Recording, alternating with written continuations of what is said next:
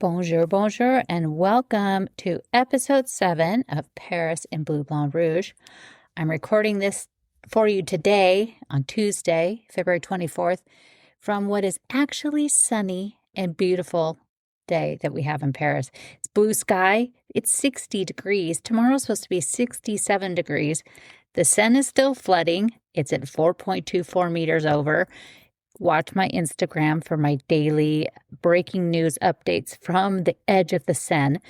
But it's sunny, and so that is hopefully going to start to recede, and we'll be into spring. It really feels like the last couple of days, it finally feels like spring is around the corner. And maybe it's just because I found my favorite tulips at the supermarket. But either way, it's getting close. We've almost made it through the winter. Except for if you're listening to this on the East Coast, I'm very sorry. That crazy, insane snowstorm you're having. But it will be over soon, and spring will be on the way. So today I wanted to share with you the story of Madame du Barry. Last week we talked about Madame de Pompadour, and she was the head mistress of Louis XV. And now we're going to talk about the woman that would succeed her into the throne of the headmistress.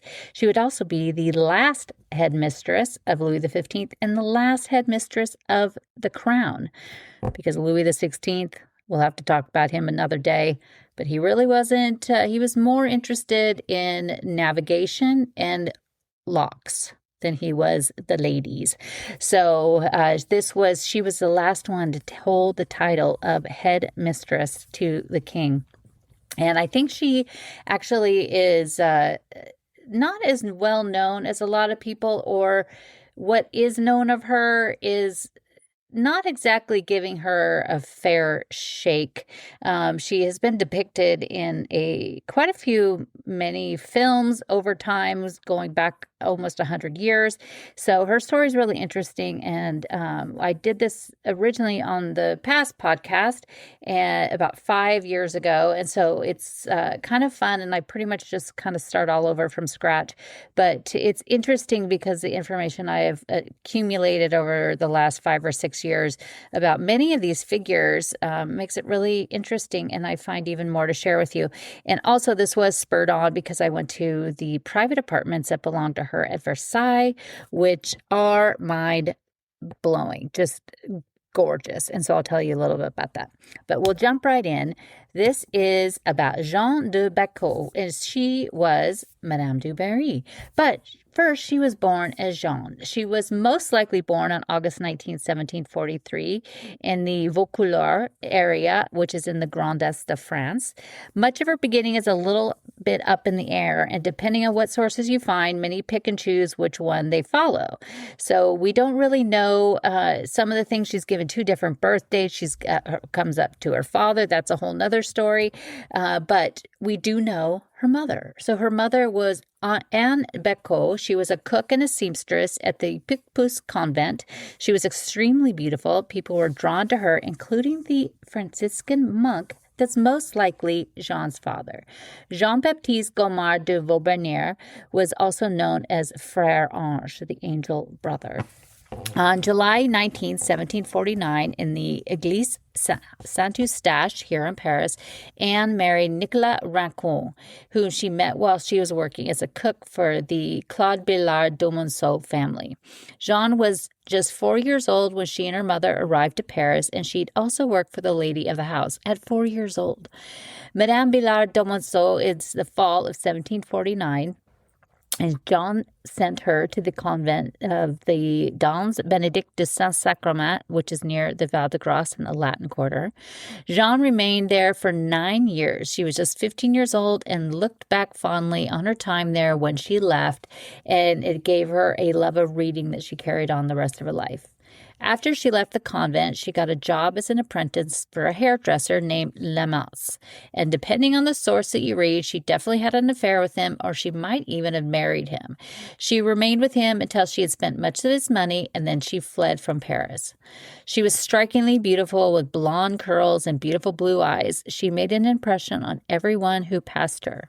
And her next job took her to the chateau of the farmer general, Monsieur de la Garde, outside of Paris.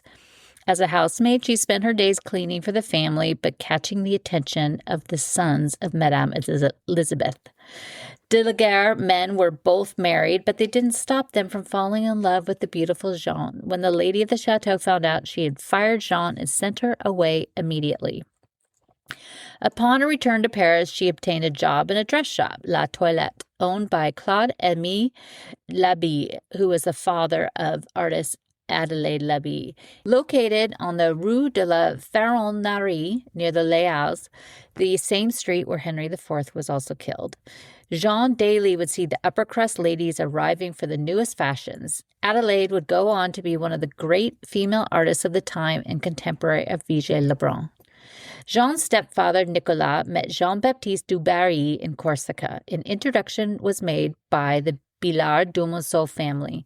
Jean-Baptiste employed Nicolas and in turn put up Jeanne and her mother Anne in a new apartment just off the Place des Victoires.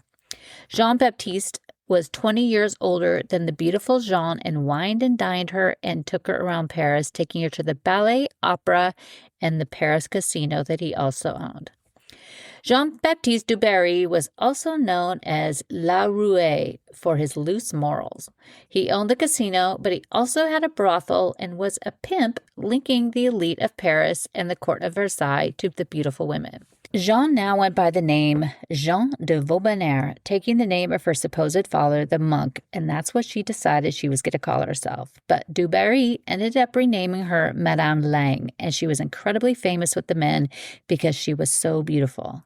In last week's episode, we covered the life of Madame de Pompadour, the head mistress of Louis XV from 1745 to 1750. After their physical relationship had ended, Pompadour, with the help of Charles-Jacques Collin, set up a private brothel just for the king in the nearby Parc aux Cerfs by Versailles. When the king needed a new lady, his valet, Dominique Guillaume le Bel, would invite one of the charming ladies from the Parc aux Cerfs to the palace for a private dinner in his dining room. Louis XV could watch from a crack in the door as she was interviewed, and if he liked what he saw, they were delivered to the king's room. Jeanne had been a frequent visitor to the court of Versailles with Jean-Baptiste du Barry and other influential men that wanted this beauty on their arm, although there was so much more than just that happening. At Versailles, the intention of every person that was there was to get as close as they could to the king. I shared the story last week of the most coveted job men paid for was to sit with the king on his other throne each morning. Once close to the king, many men were bestowed with properties and titles, high-ranking positions in court, and money beyond their wildest dreams. When it came to having Jeanne on their arm, it was much different. The men surrounding Louis XIV might be more well-known, as their names could be found all over Paris. Louis XV, in general, is a bit of the forgotten king between the two more famous relatives that came before and after him. But like any king, he had those jockeying for power and whispering in the corridors of Versailles. Welcome the Duc de Richelieu and the Duc de Choiseul into our story. The Duc de Choiseul served as a minister of state of Louis XV from 1758 to 1770, and he could thank Madame de Pompadour for that position. After her death in 1764, he was constantly in fear of losing his job and his proximity to the king. The next year, the Dauphin died on December 20th, 1765, and tragedy hit again with the Queen when she died on June 24th, 1768. The king had a string of mistresses after Pompadour, but the loss of his son and his wife weighed heavily on him. Choiseul, in fear of his position, wanted to bring his sister, the Duchesse de Gramont, into the position of the king's favorite, but the Duc de Richelieu had other ideas. Louis-François Armand, the Duc de Richelieu, was a great-nephew of the former cardinal, and he hated Choiseul. Jean-Baptiste du Barry knew Richelieu well, and the two proposed bringing Jeanne to Versailles to meet Louis XV. In April 1768, the lovely Jeanne entered Versailles and into the heart of the king. The women of the king were the worst-kept secret at Versailles. They may be hidden away in private rooms, but the hundreds of courtiers knew everything that went on. To try and evade the whispers, the first encounter with the king, orchestrated by La Belle, was to his favorite Château de Compagnie. For weeks, the king and Jeanne would escape while the news spread at Versailles. Choiseul was livid and would make it his mission to destroy Jeanne and their relationship. The king was falling in love, but Jeanne was a commoner and well known as a former prostitute, and there were rules at Versailles that superseded even the king. Louis XV trusted valet Jean-Benjamin de Laborde had to fix the situation. On September 1st, 1768, she was married to her pimp's brother, Guillaume du Barry, so that's where the Madame du Barry comes in. The two were married at 5 a.m. at the Église Saint-Laurent in the 10th by the man that was also her supposed father, Jean-Baptiste Gaumard de Vaubernier. Also, the Église Saint-Laurent is the final resting place of the Sanson family, the executioners of the Revolution, and spoiler alert, that's going to come up. Having a husband wasn't enough. She had to prove her lineage to the great families of France. Du Barry did not have that, and so they attached his family to a wealthy house, Barrymore, of Irish nobility. It was enough for the genealogist to the king to look the other way. Her husband, Guillaume du Barry, is immediately sent away to the south of France and given property and money from the king to exit the scene. As early as December 1768, du Barry moved into the former room of the king's valet, Lebel, after his death. Just like Pompadour, she had to be presented at court, and a sponsor or godmother was needed. Louis XV again picked someone that was indebted to the crown and couldn't say no. By this time, Jeanne and her past were well known in the gilded rooms of Versailles. The daughters of the king hated her, and of course Choiseul. But money talks. Angélique Gabrielle de Souffretin-Jumard, the Countess of Béarn, took the role as sponsor, a move that would draw every eye in the palace to her. The Countess of Béarn agreed, but she was terrified. When the big day came for her to present Madame du Barry, she pretended she had a sprained ankle and she couldn't do it. The next event that was supposed to be presented at, she claimed she was too 22nd, 1769, that the day finally arrived. Du Barry was wearing a beautiful white dress that was woven with silver threads and covered in jewels. She was presented at Versailles in the Hall of Mirrors. As far as the king was concerned, this was over. Jeanne was 26, the king 59, and infatuated with the beautiful and spirited young lady. The next day, Jeanne was seated beside the king in the chapel of Versailles for Sunday Mass, much to the demise of his daughters. Her days at court were lonely. The daughters hated her and turned everyone against her. Following her acceptance at court, her sister-in-laws, François Claire, known as Jeanne, and Vichy, moved to Versailles to serve as her ladies and friends. Madame de Pompadour was very intelligent and cultured, and the ladies and the daughters at court hated her too. Du Barry was given the same treatment at Versailles. Movies, books, and even tour guides depict Du Barry devoid of manners or class, raunchy and even a bit uncouth, but many accounts tell of how polite and refined she was. Between her education at the convent and being surrounded by the high society in her former jobs as a hairdresser and in the clothing store, she picked up a few things.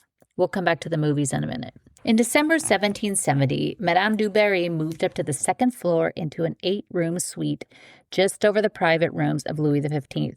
I recently visited these rooms on a private visit, and my jaw literally dropped as we entered her bedroom. The rooms overlook the central cour royale behind those beautiful gold gilded windows. Covered in wainscoting by Honoré Goubert, the king spared no expense to create some of the most lavish rooms of the private apartments at Versailles. Cabinet maker Louis Delano, sculptor Claude-Nicolas Gouchard, painter and gilder Jean-Baptiste Cagnier, and furniture supplier Simon-Philippe Poirier filled each room. 3 staircases lead to this suite of rooms, including the private one used by the king himself, the Escalier Épernay. I can't express the delight I have of visiting and seeing these spaces. I stood there and only wished I could channel in their spirit of being in those places, but then with better hygiene, of course. In her first room, I entered the chambre. A beautiful Turkish bed is seen with the markings of actually Marie Antoinette and not Du Barry, which she probably wouldn't be too happy about. A few items that once belonged to Jeanne have returned, including a small table by Martin Caron that's inlaid with multiple colors of marbles and shells into the design of birds and flowers, as well as a statuette of a lounging nude woman that upset the guide, is quite seductive and purchased by Du Barry for her Château Louvancien. The suite continues with a large study, again with gilded wainscoting and maintained yellow Versailles parquet. The rooms went through a massive restoration during COVID, and the yellows returned to the floor just as it'd been when she lived there. The salle à manger has a touch of green in the wainscoting and beautiful green curtains and details of the ceiling and the antechamber next to it with light pink details. Within the antechamber, behind a locked cabinet, is a treasure of Sèvres porcelain once owned by Du Barry. The largest set is the celestial blue ribbon in plates of all sizes and serving pieces. They were designed by Nicolas Catrice and was purchased by Jean-Baptiste Buffon. A few serving pieces, also of the To the Love design by Nicolas Dodin, also in the light blue with little cherubs. The darker royal blue that you sometimes see in the Sèvres designs is only reserved for the king or queen. There's one special plate on this shelf that was designed for Madame Du Barry. The edges of the plate are surrounded with floral garlands and vases, and the center has a cipher of Du Barry, a D and a B. Commissioned by Madame herself and delivered on August 29, 1771, they were painted by Jean-Baptiste Tandère. They were used for a very special event at the Château de Versailles. The Louvre also has a few of these pieces, but sadly they aren't on display. In July of 1769, Louis XV gave Du Barry the small Château de Versailles that sat above the Seine between Malmaison and Marly and just 7 kilometers from Versailles. The small pavilion, built in 1653 by Robert de Cotte, architect for Louis XIV, and built along the Marly water machine that was created to pull water to Versailles. Du Barry loved to spend her days here designing the gardens, adding stables with sheep, cows, horses, and even a few swans in her lake. The pavilion was rather small, and the king didn't like to visit the cramped quarters.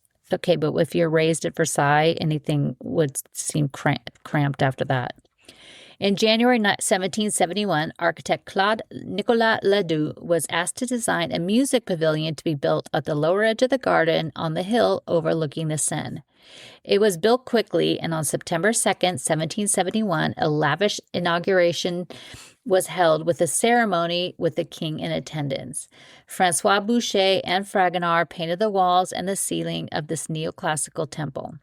At that beautiful event, the Sèvres porcelain plate was one of the 145 she had made for the celebration. I just imagine who held that plate. I'd like to think it was like Louis XV himself, but it was probably just, some seat filler. I mean, but if you're going to get invited to that, you're pretty special, I would think. Jeanne Du Barry was enjoying the good life, but things were soon going to change. It was May 15, 1770, and the arrival of the Dauphine of France, Marie Antoinette, arrived. The wedding took place the next day in Versailles, but the night before, the family of the king and Dauphin would gather for dinner at the Château de la Muette. It had just been a day before that she and her husband finally met for the first time. Marie Antoinette was just 14 years old, and while raised in the court of Austria, she was stepping into a new role in the country. Dinner at the Château de la Muette was to be a close family affair, but for Louis XV, that included Madame Du Barry. The table was shocked. Marie Antoinette noticed the beautiful Du Barry and asked who she was. Madame de Noailles didn't hold back and told the young bride of the scandalous history of Du Barry and how she was hated by everyone. From that point forward, Marie Antoinette refused to speak to her or even acknowledge her existence. As the headmistress of the king, she held a seat high above any other woman in the palace, especially since the queen had passed many years before. However, now that the Dauphine arrived, everything changed. For more than 2 years, Marie Antoinette refused to speak to Du Barry. Meanwhile, the problems with the bedroom of the young couple, or lack thereof, shall we say, was a cause of great concern for Austria. Their relationship still hadn't been consummated, and now add in her refusing to speak to Du Barry. The entire alliance of Austria and France was at stake. Marie Antoinette's mother, the Empress of Austria, sent her a letter and said, "You need to fix this or you're going to ruin everything." So on New Year's Day, 1772, Marie Antoinette walked up to Madame Du Barry and said, "There are many people at Versailles today," and those were the only words she'd ever say. Du Barry retreated to her chateau in the Petit Trianon with the king more and more to remove herself from Versailles in those final years. April of 1774, the king became very ill, and on April 26, he was diagnosed with smallpox. Jeanne was at his side every moment until May 3rd, when close to death, he was visited by Cardinal de la Roche-Amiens, who took his confession. This was the last moment Jeanne would see the king. He was asking for forgiveness, and in that he must cast out his scandalous mistress and send her away. On May 10, 1774, at 3:28 p.m., Louis XV took his last breath. Jeanne was sent away to the Château de Versailles, where she was remained until the king died. Louis XV left orders that she be taken to the convent of the Pont-aux-Dames in Cuy. As a royal mistress, you had little protection once the king had died. Louis XV had left orders for her to be taken care of and furnished with a pension, but there wasn't anybody left to make sure that would happen. Exiled from Versailles, she was forbid to be within 10 kilometers surrounding the palace.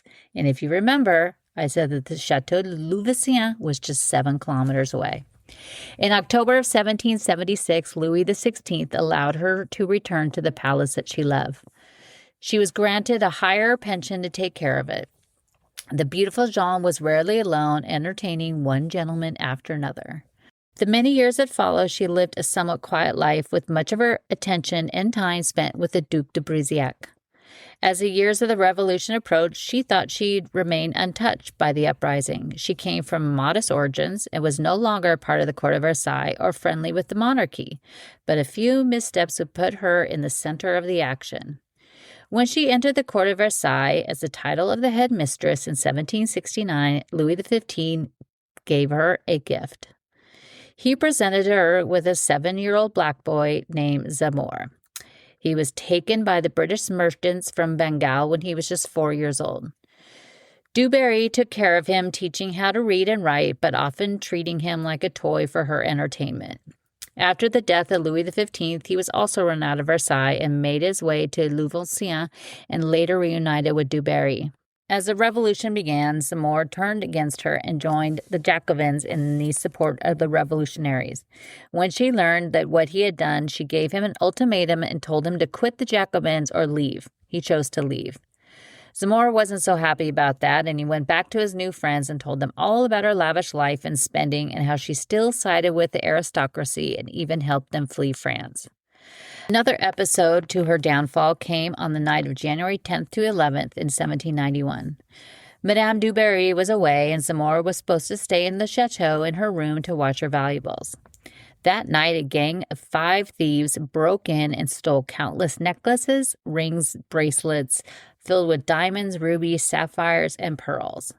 Incredibly upset, Madame du Barry visits her notary, who advises her to make a public plea to recover the jewels and a reward of 2,000 louis for their return.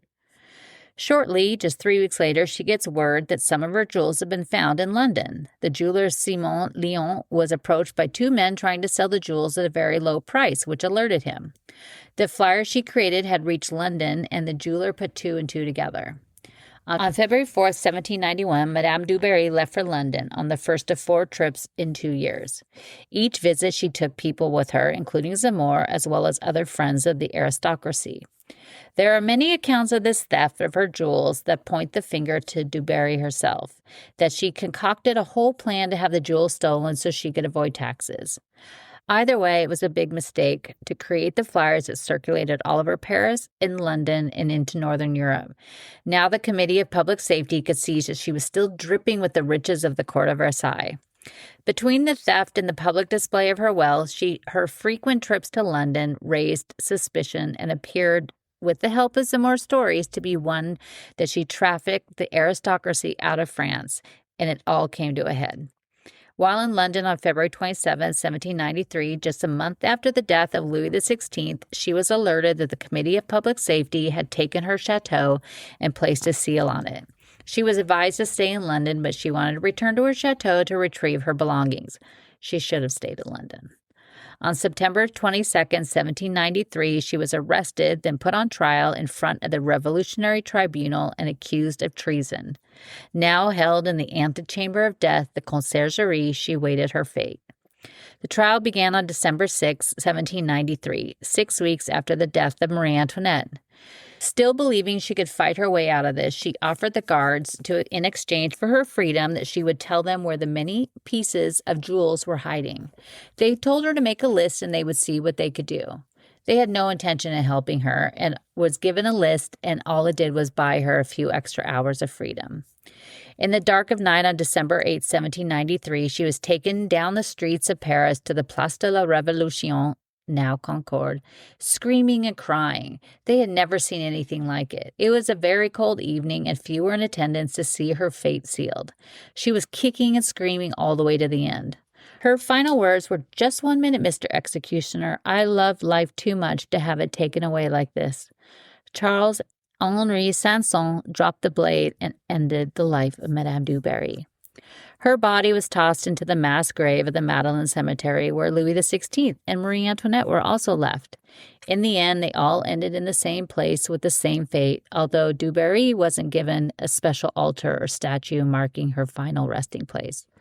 She is remembered today in portraits created by Vigée Lebrun, one in the Philadelphia Museum and the other two in private hands. The Louvre holds a few of her statues that once decorated her chateau gardens and inside her music pavilion. Many of her pieces of furniture can also be found in the Louvre.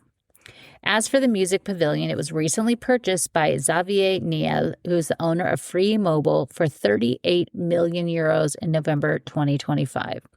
It's not open to the public, but we haven't heard what he's going to do with it yet. Listen to the episode I did, number 3, on Marie Antoinette and the Affair of the Necklace to hear even more about the stunning necklace that Louis XV wanted for du Barry but died before it could be completed. Little is known of the jewels that once belonged to du Barry. I tried looking for hours and hours. The thieves destroyed many of them after they were stolen, and little has come up for auction that can be attributed to her without a doubt. I recently just watched again the movie Jeanne du Barry that was released in 2023, starring and directed by Mai Wen as du Barry and Johnny Depp as Louis XV. The movie is visually stunning and the costume settings are wonderful, but her portrayal of Jeanne has most historians confused. They also added characters or changed their importance to her story at their own whim. There's a character, I think it's Adolphe, who's supposed to be kind of like her adopted son that she cares for, that character, while in real life he did exist, but there was never that relationship. And Mai Wen pretty much makes a whole story about her sexual history with the king, and more of just kind of her crazy outspoken way that she was, that the king loved. But again, there was a lot more to it than how she portrayed. Sofia Coppola, of course, Marie Antoinette movie that is fantastic. There also is the figure of Madame du Barry, played by Asia Argento in the role. That makes her even more kind of bawdy and uncouth in that setting, but I also am not a fan of that actress, because she is the one that I think drove Anthony Bourdain to suicide. So she is a no-go in my book.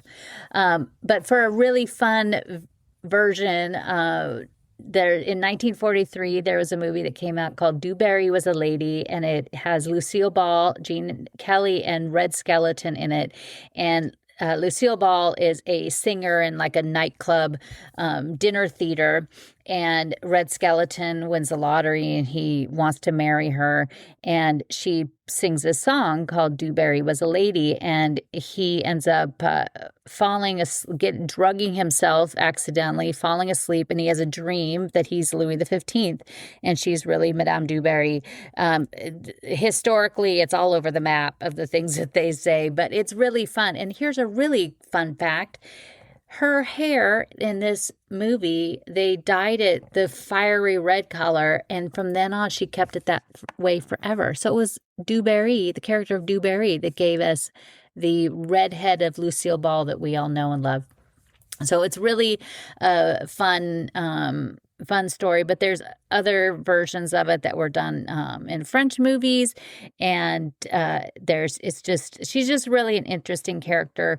And I actually worked up my the image that I had for her was raised to the more information that I found.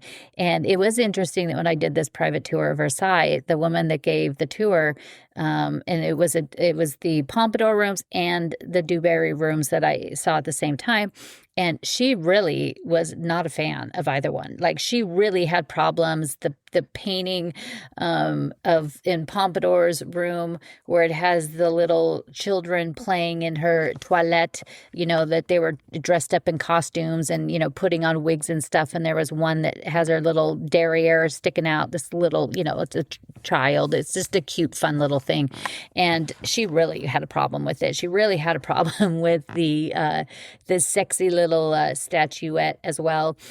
So it was really funny. And that's something I really come across sometimes is some of these people really have an opinion of who these people are, and they're not afraid of voicing that.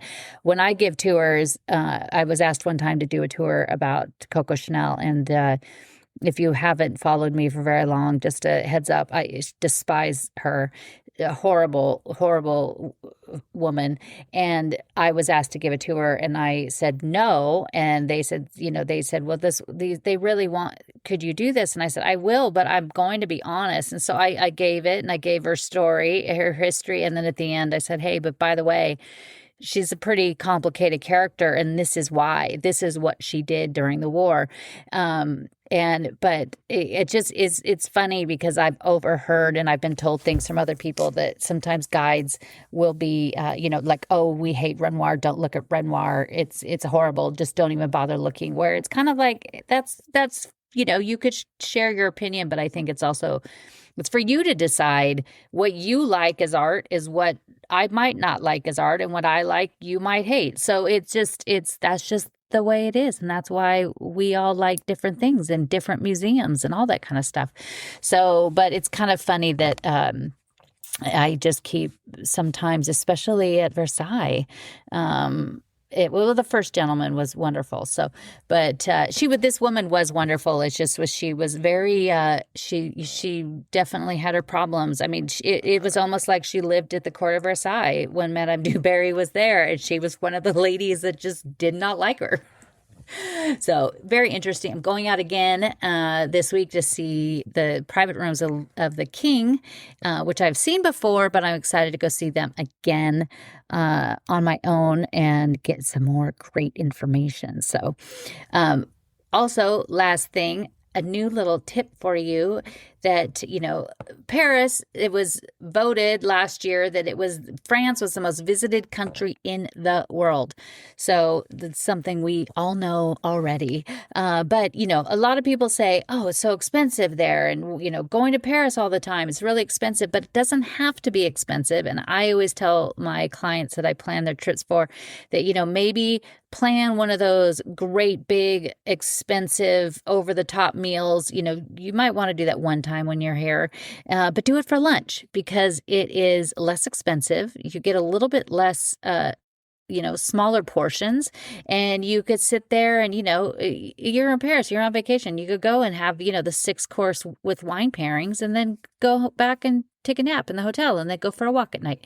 And then other days go to the local boulangerie and get the delicious jambon beurre, which is just a baguette and usually with just butter and ham. And sometimes you get it with cheese, but it sometimes is €4 and it is delicious. So you could balance it all together and have, your expensive times and your less expensive time.